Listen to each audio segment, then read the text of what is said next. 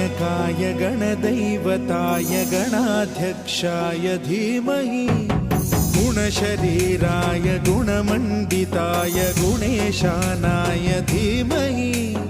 गुणातीताय गुणाधीशाय गुणप्रविष्टाय धीमहि एकदन्ताय वक्रतुण्डाय गौरीतनयाय धीमहि गजेशानाय भालचन्द्राय श्रीगणेशाय धीमहि